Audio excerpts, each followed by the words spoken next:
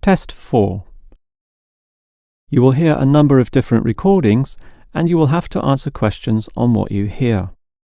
There will be time for you to read the instructions and questions, and you will have a chance to check your work. All the recordings will be played once only. The test is in 4 sections. At the end of the test, you will be given 10 minutes to transfer your answers to an answer sheet. Now turn to Section 1. Section 1. You will hear 2 colleagues, Marcus and Ella, discussing a work project. First, you have some time to look at questions 1 to 5.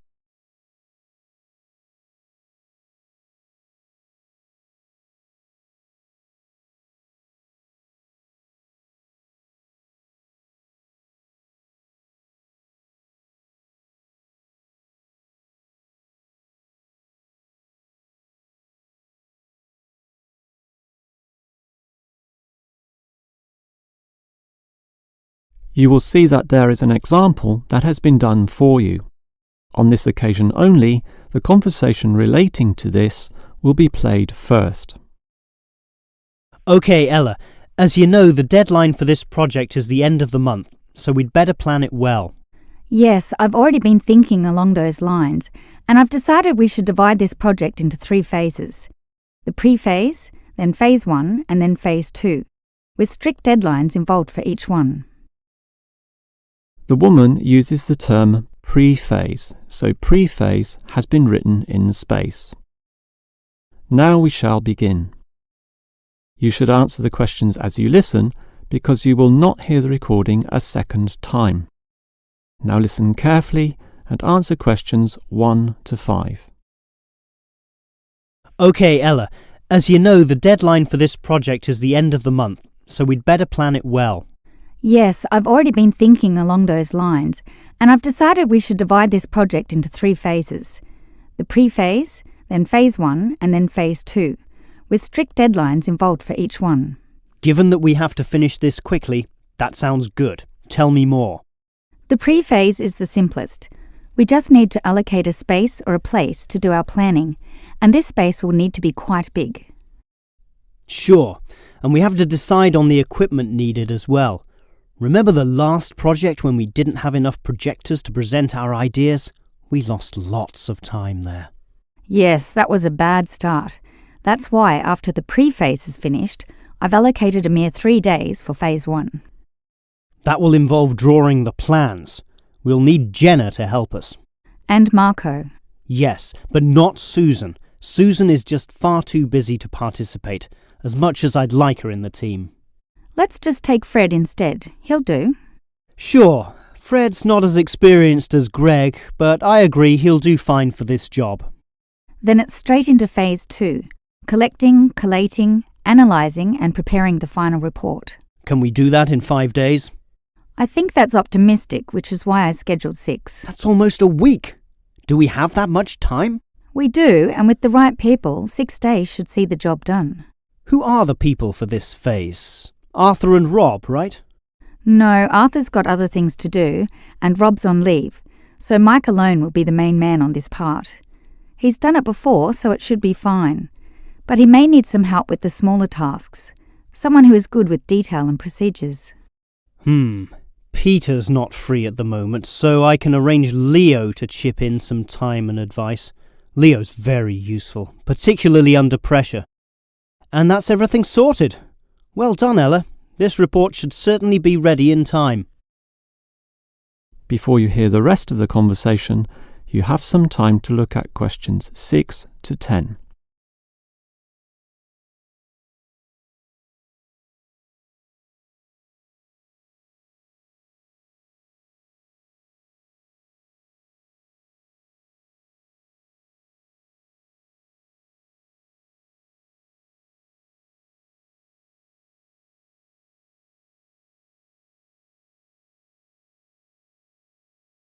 Now listen and answer questions 6 to 10. Okay, Ella, you've done a good job with the basic time frame of this project, but what about specifics? What sort of specifics? Well, things like information gathering. Are we going to use questionnaires like we did last time? I was thinking of using the internet to ask people to give their views, but you often get such silly responses when you do that. I'm of the view that the best way to find out things is to ask people directly, so that's what we'll do. Okay, but that will take longer. We'll probably even have to do some of the work at home. No, I don't think so, as long as we stay back at work for some after-hours meetings.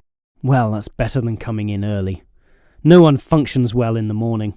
Also, the final report will need at least 2 appendices. Not only that, we'll have to attach a small booklet to the end, containing printouts of the relevant parts from all the foreign websites we accessed. That will take even more time. Are you sure we can meet this deadline? Yep, I've worked it all out and I'm confident we can do it. Phase 1 should be finished by the 5th, leaving Phase 2 to begin about the 8th or 9th. Now, there's a public holiday on the 10th, meaning that everything should be able to be submitted on the 15th.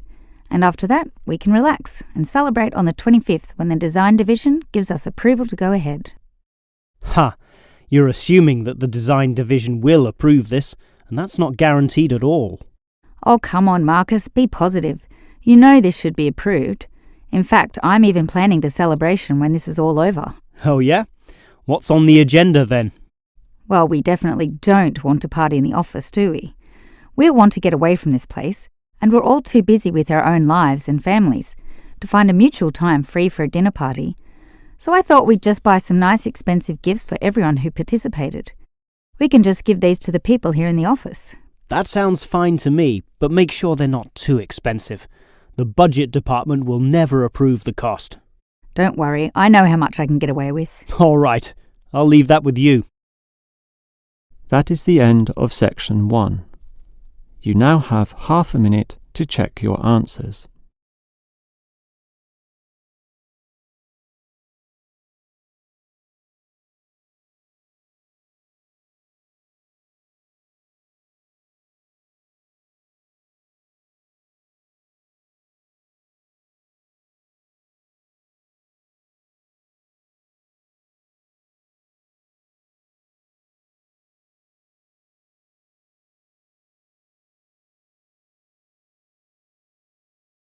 Now turn to section 2. Section 2. You will hear a maintenance worker talking to a university officer about some recent storm damage to the main building. First, you have some time to look at questions 11 to 15.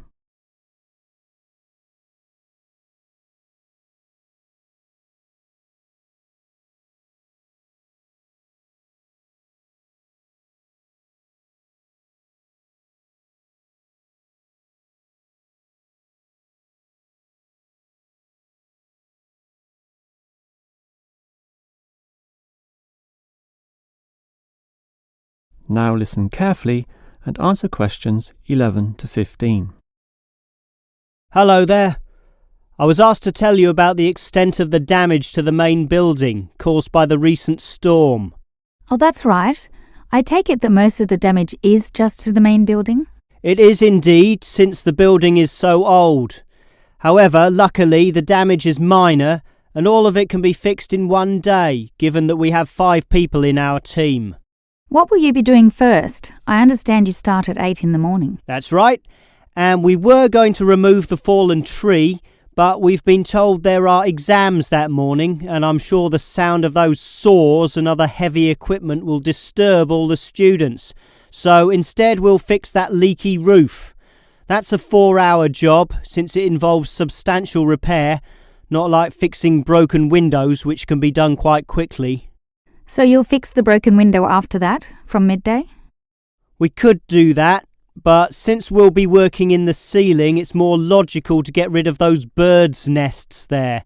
It's a small job, but will require crawling inside the ceiling cavity, which is not an easy exercise, so that will take about an hour. But this is good, since by that time the exams should be over, and we can address that tree which has been blown over. After our 1-hour lunch break, of course. It will be quite noisy dealing with that, but it will be finished by 3 o'clock. Some of our staff will then leave to fix things on another site. An office nearby needs a new window. But 2 of us, including myself, will remain here to paint over that discoloured patch of wall in your office. Oh good, it looks so horrible at the moment. Well, we'll certainly make it look good once again. And in the last hour of our working day, we'll fix up that problem with the wiring. Apparently the power doesn't go to one of the classrooms. Probably some water has gotten into the fuse box, so we'll just change a few wires and clean up the moisture, and it should be fine. Before you hear the rest of the talk, you have some time to look at questions 16 to 20.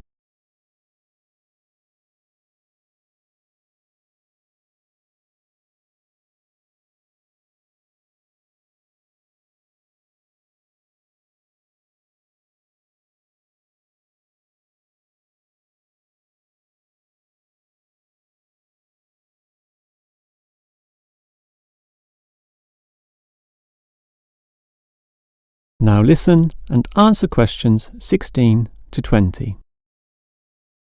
I certainly appreciate all the effort you and your team are taking to fix things here, but I do have one request.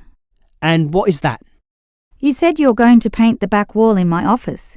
Will it be the same colour as before? Yes, we'll make it a nice white colour. Well, that's the point. I'd prefer it to be yellow to match the furniture. The furniture is orange actually, but I think yellow is a nice match. Can you do that? We can certainly do that. Yellow it is. Certainly a prettier colour than just plain white, or the blue in my kitchen at home for that matter.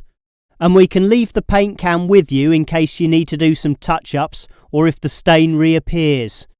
I'll just leave it in the garden shed, the one next to the main classroom. And incidentally, about those birds in the ceiling, I was just investigating and I heard the chirping of little baby birds in there. So there must be some young ones in a nest. I just thought you'd like to know that we can give them to a wildlife reserve. There's one in the next suburb, so that should not be too much trouble. Or you could give them to one of our teachers. I have a colleague who can raise them. I would say the wildlife reserve is a better option, since the people there are used to dealing with animals. And as for that fallen tree, we'll cut it up into small pieces, and that can be firewood in my house, so that won't be wasted either, although the smoke will cause some pollution. But I have a special licence for my fireplace, so no one can object to that. I've noticed also that the university has a garden bin for the smaller items, leaves and sticks and bark and so on, so we can dispose of material in that also. You do have some waste piles out the back, but a proper garden bin means that the material will be recycled, and that's better for the environment, so you can rest assured we will use that. That is the end of section 2. You now have half a minute to check your answers.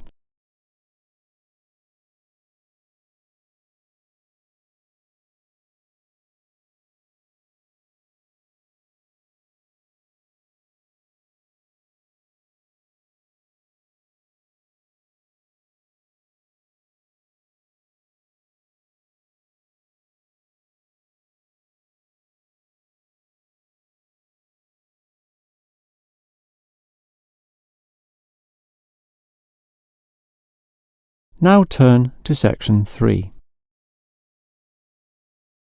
Section 3.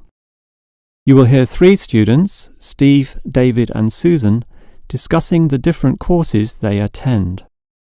First, you have some time to look at questions 21 to 26.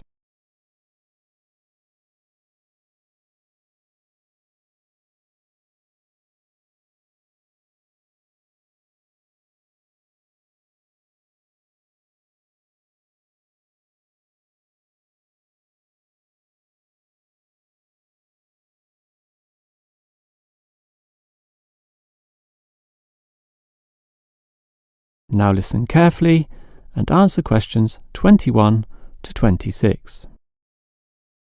Well, gentlemen, we've almost finished our second semester at this university. What do you think of all the courses we attend? On the whole, I'd say they're quite good, apart from social history, which I find to be a little too inexact.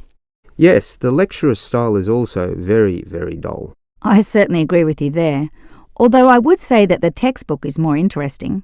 Welfare State. The subtitle says, An Examination of Social Development in the 20th Century. Yes, Welfare State is a good book, but look how many pages it has. 458! I agree. It's just too long to be easily read. Far too long, although it's certainly well written in parts. Yes, and if you compare it to the textbook for cultural studies, what's it called? Inner Views, I think. No, that's the book for media studies, and we finished that subject last semester. The book you're thinking of is In Perspective. Oh, sorry, you're right. In Perspective. And the subtitle says, A Comparison of Social Groups. Somewhat interesting, wouldn't you say? Well, mildly so, as is the subject, dealing as it does with such a wide variety of issues. But the book itself certainly oversimplifies a very complex subject. I agree. I also got annoyed at its constant oversimplification. Life is more complicated than what it suggests. Yes, but what you call oversimplifying may well be considered clarifying. Look at this other textbook, Government in Action. Some may say that it also oversimplifies, but it must do so in order to present a coherent picture of an equally complex subject. Government in Action. Which subject? It's the textbook for political theory. Oh, I hate politics. That's why I don't like the active leadership subject either. And most of the stuff in that political theory textbook is based on the American system. You see, it's written by Americans, so it's not even relevant to us here. I'd agree with you there. It's not relevant to us at all, since our government uses the Westminster system. Yes, I suppose that is a problem. Before you hear the rest of the conversation, you have some time to look at questions 27 to 30.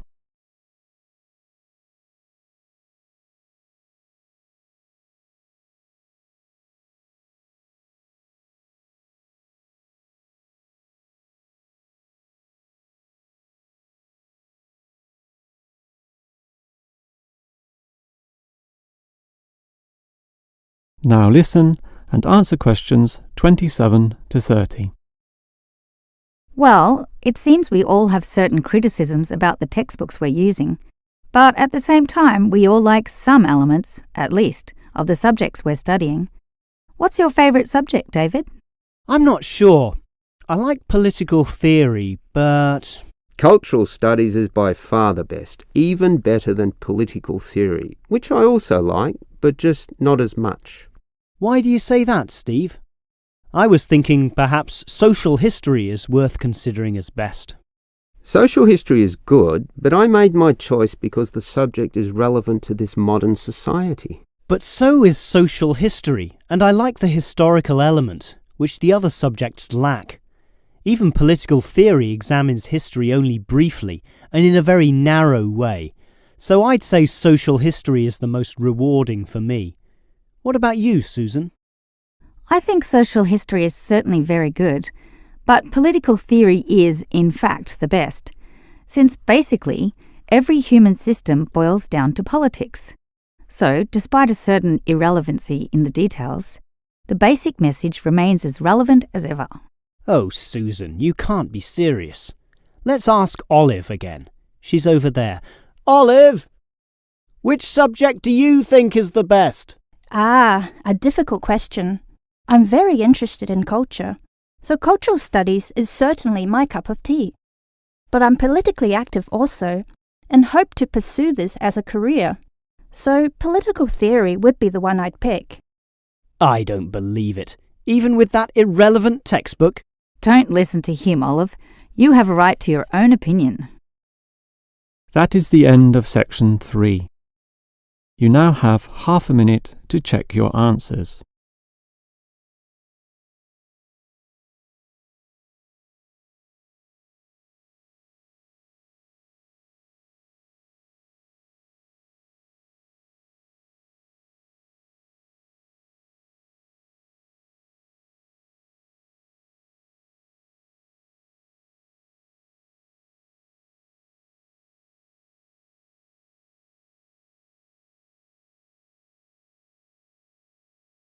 Now turn to Section 4. Section 4. You will hear a lecturer talking about the movement of population towards cities. First, you have some time to look at questions 31 and 32.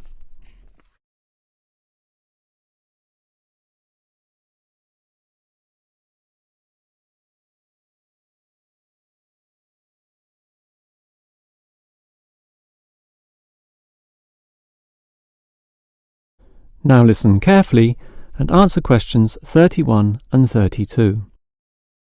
If you consider the farms of old, the type your father or grandfather grew up on, they were small and labour-intensive, requiring lots of workers. In addition, they often had a diversity of products, be that animal or vegetable, say cows and sheep, or oranges and lemons, with some peaches and a few chickens on the side for the production of eggs. The many workers involved raised their families who needed products and support services, such as medical clinics and schools, so the small country towns had mercantile activity, storefronts and community participation with all ages present and a distinct town culture. And how it has changed. Travel to any small country town in virtually any developed country, and you will often see that these places are now somewhat forlorn and deserted, lacking life and vigour. Many of the residents have long since moved towards the big cities, so the country areas have become depopulated and their downtowns empty. This phenomenon is so predictable and widespread that it even has a name: rural flight or rural exodus, and it has produced some fairly predictable problems. Before you hear the next part of the lecture, you have some time to look at questions 33 to 35.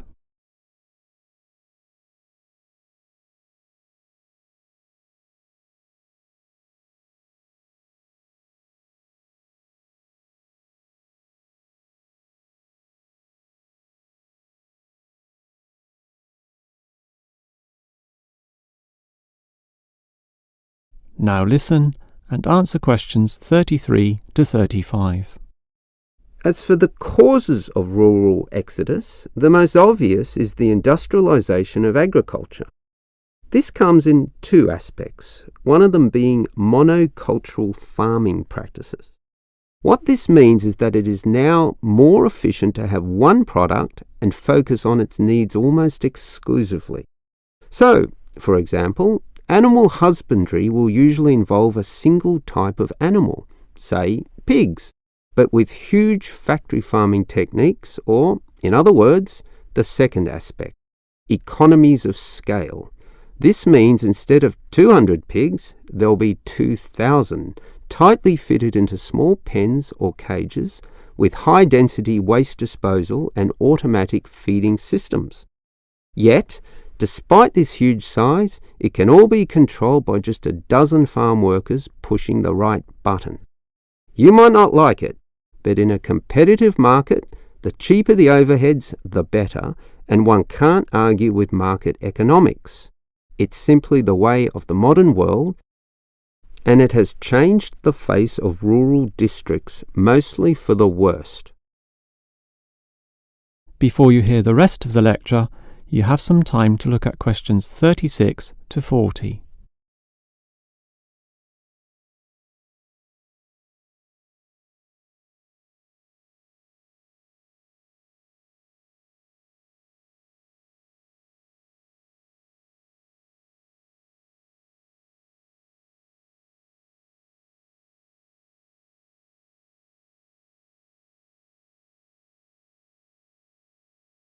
Now listen and answer questions 36 to 40. We can talk at length about the problem of rural exodus, but what about solutions? Well, there is certainly some cause for hope, since many are now feeling the negatives of increasing urbanisation, negatives which the countryside generally does not have. Thus, tourism, for example, is certainly one avenue of revenue and revitalisation. The most important consideration here is that the local residents themselves participate in developing such initiatives and deciding what happens, since outsiders, be they state government or city-based planners, do not fully understand the local settings, the possibilities which may be on offer, or the town culture, since even small rural areas can be highly distinctive from neighbouring ones. For example, the Daylesford area has developed a tourist industry based on the natural springs there, putting forward the angle that this water is relaxing and revitalising for the health. There has been the development of spas, saunas and small-scale accommodation within its picturesque hillsides. And another solution is to utilise the predominant local product. This takes advantage of the fact that many city people are developing a dislike for factory-produced and packaged foodstuffs. They are becoming interested in products that can be sold directly to them at a cheaper price, while preserving all the freshness from the tree or animal. It is important here that the country area is not only characterised by a specific product, but markets this idea well. For example, many areas of country Victoria have developed widespread grape growing and winemaking facilities and encourage wine tasting tourism, now a thriving industry with an international patronage. Similarly, Harcourt is famous for apples, Shepparton for mature cheeses, and Mildura for its citrus products. Such strategies, done well, give hope that rural areas can revitalise somewhat and once again be lively and interesting places to live in. That is the end of section 4. You now have half a minute to check your answers.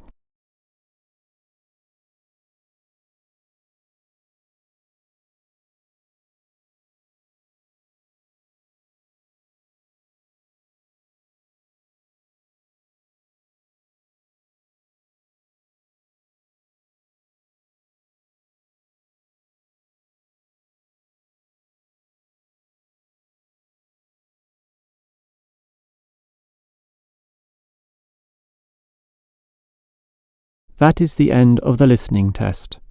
In the real IELTS test, you would now have 10 minutes to transfer your answers to the answer sheet.